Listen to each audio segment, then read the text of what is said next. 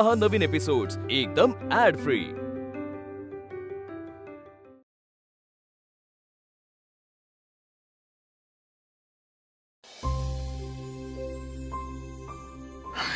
अरे श्रेयस, अश्विनी, या आतमध्ये या। थांब।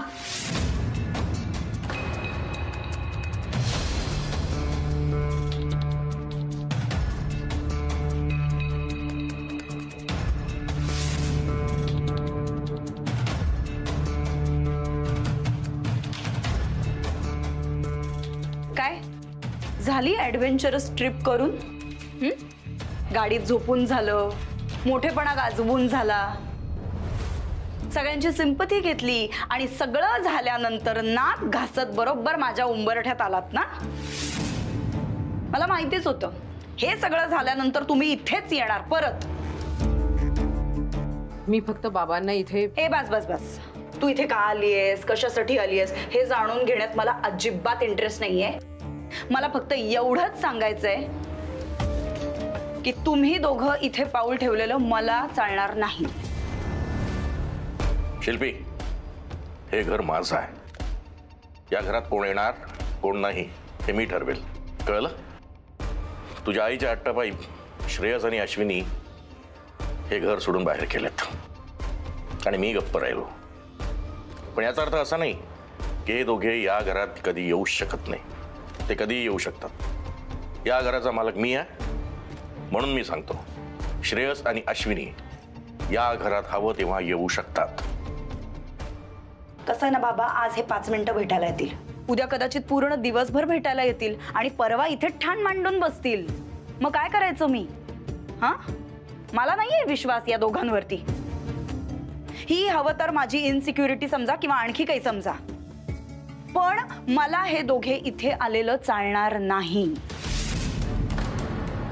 शिल्पी, एक तर स्वतः माहेरी येऊन बसलीस, आपलं घर सोडलंस आणि इथे आपल्या परिस्थितीचं भांडवल करून श्रेयस आणि अश्विनीला या घरातून बाहेर जायला विवश केलंस आणि कुठलीही तक्रार न करता ते दोघे ह्या घरातून बाहेर पडले। तुला त्यांना साधं भेटायला घरात घेता येत नाही? अगं, हे घर तुझ्या नावावर व्हावं म्हणून किती खालच्या पातळीवर जाणार आहेस तू? मग मी काय करायचं? मला काय हौस आहे का असं वागायची? नाईलाज आहे हा माझा। जे लोक माझ्याशी असं वागलेत ना त्यांना हा विचारा प्रश्न। तुम्ही सगळे माझ्याशी ज्या पद्धतीने वागताय त्यावरून मला तुमच्या सगळ्यांवरती विश्वास ठेवावा असं वाटत नाही। त्यामुळे जोपर्यंत कागदोपत्री हे घर माझ्या नावावर होत नाही तोपर्यंत मी एकही अट माझी बदलणार नाही। ठीक आहे, तू या दोघांना या घरामध्ये येण्यापासून अडवू शकतेस, पण मला यांना भेटायला अडवू शकत नाहीस। सो श्रेयस, अश्विनी,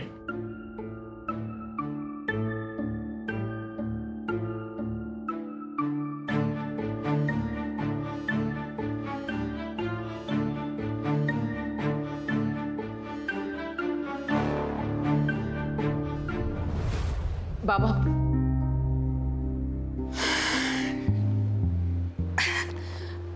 आम्हाला ना इथे जवळच्या एरियामध्येच भाड्याने एक फ्लॅट मिळाला। आमची राहण्याची सोय झाली आहे, तुम्ही नका काळजी करू बाबा। अश्विनी, फार प्रेमानं कष्टानं तू हे घर सजवलं होतंस, पण नाईलाजानं तुम्हा दोघांनाही हे घर सोडून जावं लागलं बाहेर। आणि आता लायकी नसतानाही काही लोक या घरात राहतात आणि हे सगळं उघड्या डोळ्यांनी बघण्याशिवाय माझ्याकडे दुसरा पर्यायच नाही। बाबा, नका काळजी करू, मी, अश्विनी, मुली आम्ही आनंदात आहोत आणि हे घर सुद्धा प्रेमाने लावू। टेन्शन घेऊ नका। नवीन घर तुम्हाला लाभू दे, सुख शांत आनंद नांदू देत आणि माझा आशीर्वाद आहेच ना तुमच्या पाठीशी सदैव। ते तर राहणारच आहेत बाबा। आम्ही शरीराने जरी या घरापासून लांब गेलो असलो ना तरी मनाने या घरातच आहोत।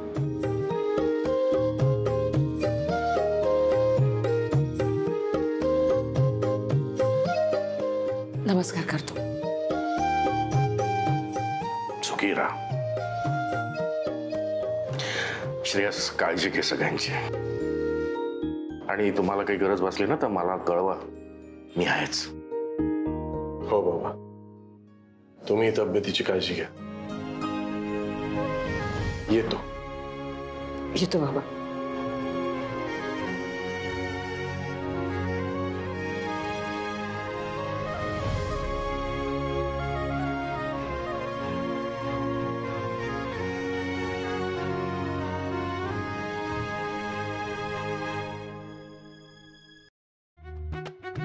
चला उतर खालती. बेडवर नको नाचू, उतर खालती. ये वॉक घेऊया आपण.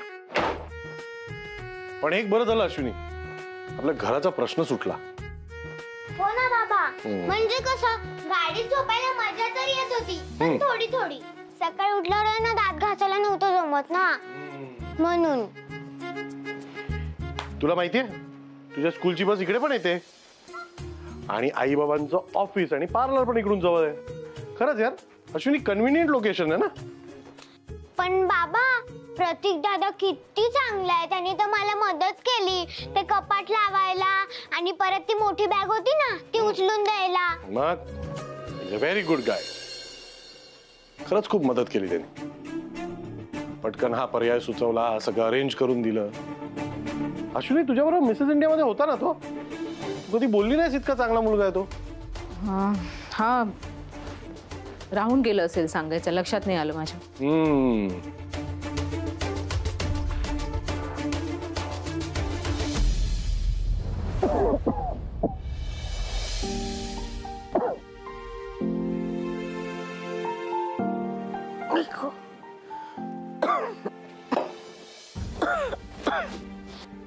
अश्विनी, जरा गरम पाणी दे ग.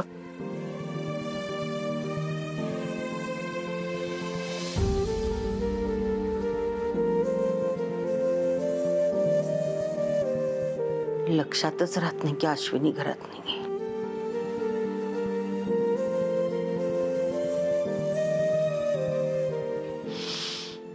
आता मलाच माझं पाणी गरम करून घ्यायला पाहिजे.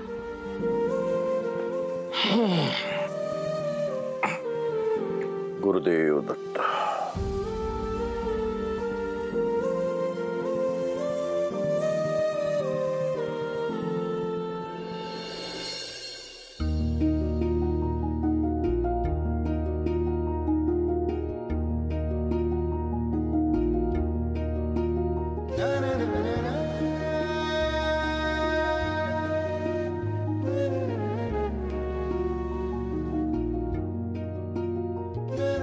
कसं वाटतं हे नवीन घर?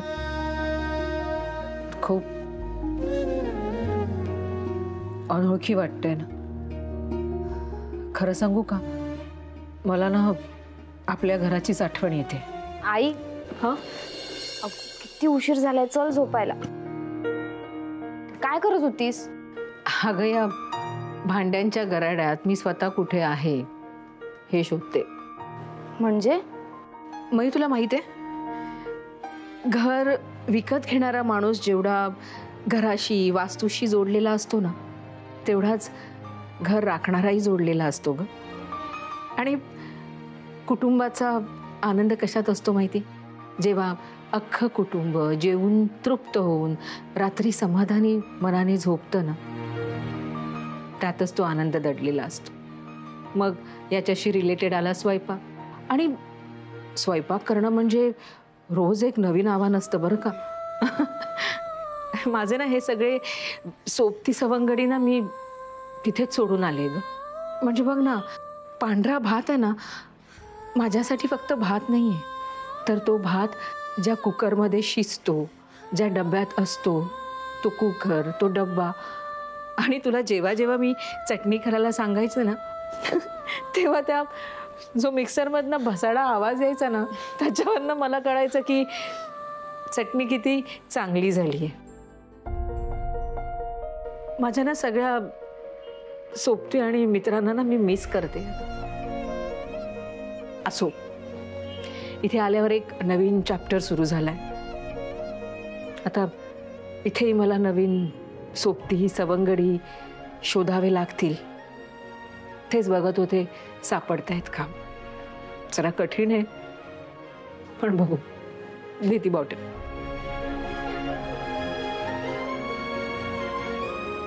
अगं आई, तो आपल्या घरातला हंडा नाहीये, नळ आहे बघ त्याला खाली.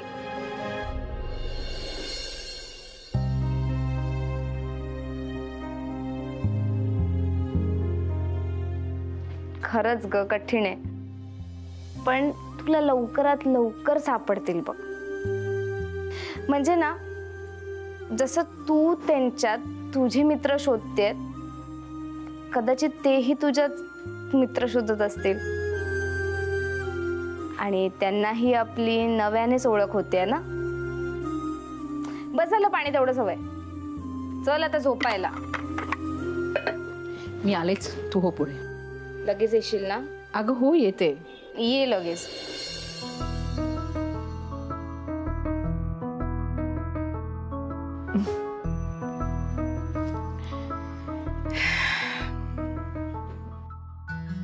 गणू, मयू म्हणाली ते खरंच आहे रे. मला ह्या घरात माझे नवीन सोबती सवंगडी शोधावे लागतील. मान्य आहे थोडंसं कठीण आहे, पण जोपर्यंत तू माझ्या बरोबर आहेस ना, तोपर्यंत कुठच्याही कठीण परिस्थितीतनं मार्ग मी काढू शकते, याची मला खात्री. बस फक्त तू सोबत सोडू नकोस.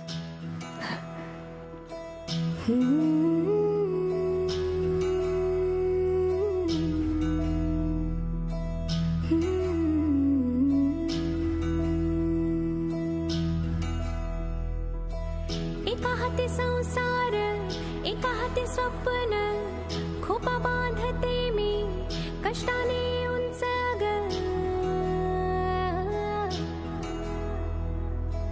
एका हाती संसार, एका हाती स्वप्न, खोपा बांधते मी कष्टाने उंच ग.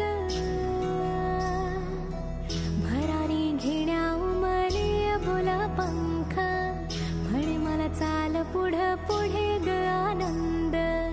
आपुल्या घरासाठी लढेन अखंड, असेल दारी सदा आनंद. तू चाल पुढं, तू चाल पुढं, तू चाल पुढं, चाल पुढं, चाल पुढं, तू चाल पुढं, चाल पुढं, चाल पुढं.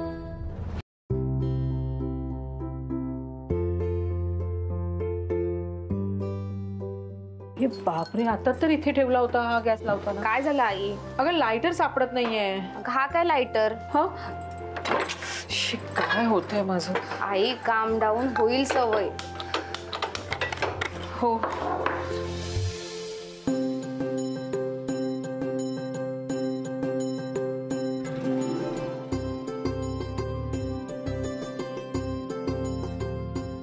अहो चहा. हा थँक्यू.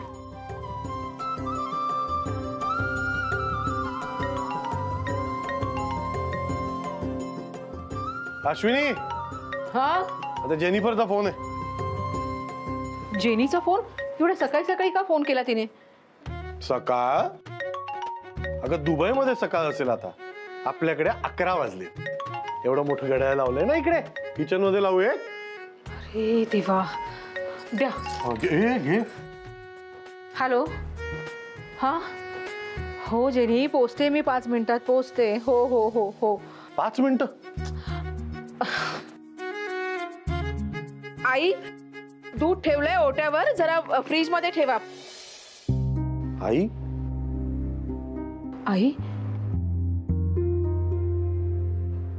अश्विनी,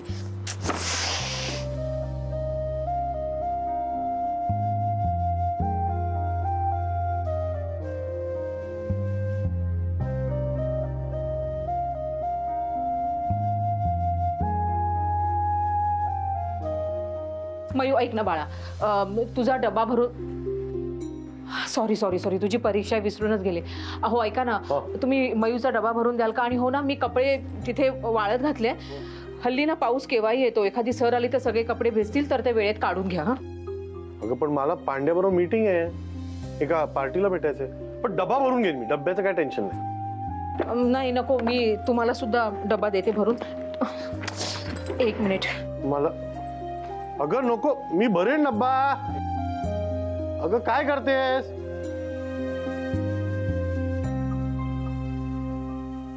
तुमचा डब्बा भरून ठेवलाय मी. अच्छा. पर्स. आई मला क्रेयॉन्स दे ना. मयू सॉरी कुहू, हे बघ आता काही पसारा काढू नको. तुला जे काही करायचं ना ते समर कॅम्पला जाऊन करशील बाळा, प्लीज. पण आज समर कॅम्पला सुट्टी आहे. हं? सुट्टी? हिला कुठे ठेवायचं? मी तर बाहेर जाणार आहे.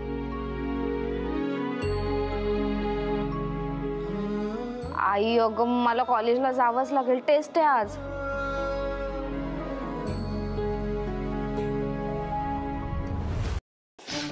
जरा हळू करा ना, केवढं दुखतंय कळत नाहीये का? सॉरी. पण मॅन पॉवर नसताना अपॉइंटमेंट घ्यायची गरजच काय होती? इकडे काय आमच्या वेळेला किंमत नाहीये का?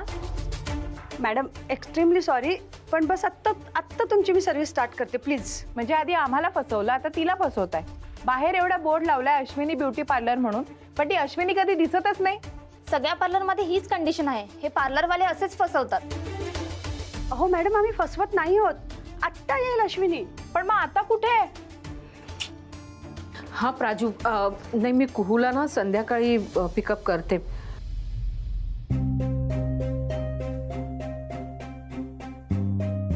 मी ठेवते. काय हो, असं किती वेळ वेटिंगला बसवून ठेवता तुम्ही? नाही मला सांगाच. गेले अर्धा तास मी इकडे वाट बघतीये आणि ही बाई हिची आयब्रो करत बसलीये. केले नाहीत, बिघडवलेत. काही प्रोफेशनलिझमच नाहीये. सॉरी, म्हणजे तुम्ही सगळ्यांना शांत व्हा. मला कळलंय प्रॉब्लेम काय. तुम्हाला सगळ्यांना सर्व्हिस करून देते. कसा करणार आहात प्रॉब्लेम सॉल्व्ह? माझा गेलेला वेळ परत आणून देणार आहेत का? ऐका ना, मला फक्त ना 10 मिनिटं वेळ द्या, मी तुम्हाला सगळं करून देते. त्याची काही गरज नाहीये, मी चाललीये दुसऱ्या पार्लरला. वेळ नाहीये माझ्याकडे. ऐका ना,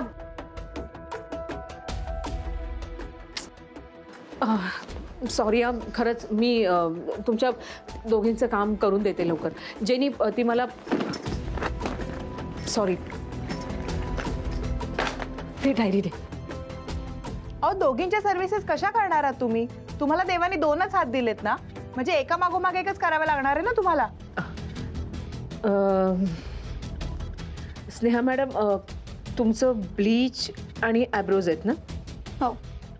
आणि मुग्धा मॅडम तुमचं फेशियल आणि स्पा आहे बरोबर? स्नेहा मॅडम, मी स्वतःच्या हाताने पॅक तयार करते, पण ही जेनी तुम्हाला लावून देईल, चालेल का तुम्हाला? म्हणजे थोडक्यात काय, तुमच्या दृष्टीने ब्लिचिंग महत्वाचं नाहीये, हिची सर्व्हिस तुम्ही स्वतः देणार आणि माझं ब्लिचिंग असिस्टंटला सांगणार, याला काय अर्थ आहे? अहो तसं नाहीये, म्हणजे तुम्हाला ही ब्लीच लावून देईल, पण ज्या आयब्रोज करायच्या आहेत ना त्या मीच करेन. सगळ्या पार्लर मध्ये असंच असतं. सुरुवातीला जिच्या नावाने पार्लर आहे ती बाई काम करणार आणि नंतर असिस्टंट. नको आहेत आम्हाला अशा सर्व्हिसेस. मी दुसऱ्या पार्लर मध्ये जाते. स्नेहा मॅडम ऐका ना. स्नेहा मॅडम,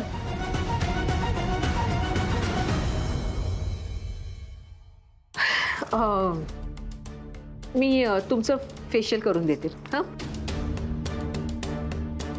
खूप वेळ झालाय. जेवढा वेळ पार्लर साठी दिला होता ना तर तेवढा वेळ संपलाय. आता मी परत कधीच येणार नाही या पार्लर मध्ये. वा बाजूला. मॅडम काय आहे जेनी? हा, या मुग्धा मॅडमनी जर मला अगोदर सांगितलं असतं त्यांच्याकडे वेळ नाहीये तर मी त्या स्नेहा मॅडमची सर्व्हिस करून दिली नसती. अगं या लोकांना ना कळतच नाहीये की आपल्या वागण्याने दुसऱ्याला त्रास होऊ शकतो. मान्य मला, मी झाले मिसेस इंडिया रनर अप. याचा अर्थ असा नाही ना की मी एका वेळी 10 कामं करू शकते. माझेही 2च हात आहे, या लोकांना कळायला नको.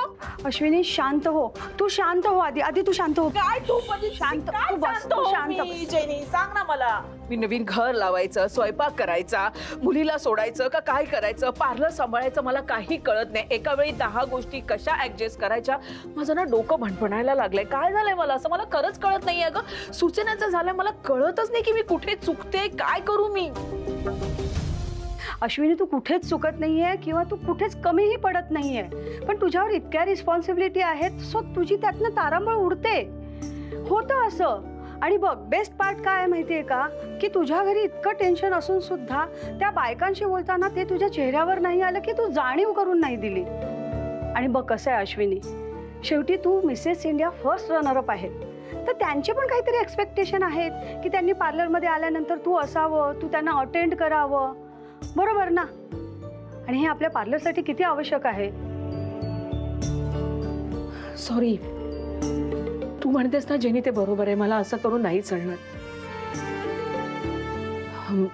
मला माझं ना पर्सनल लाईफ आणि प्रोफेशनल लाईफ एकत्र करून नाही चालणार. आणि असं केलं तर माझ्या कामावर परिणाम होईल आणि मला ते होऊ द्यायचं नाही.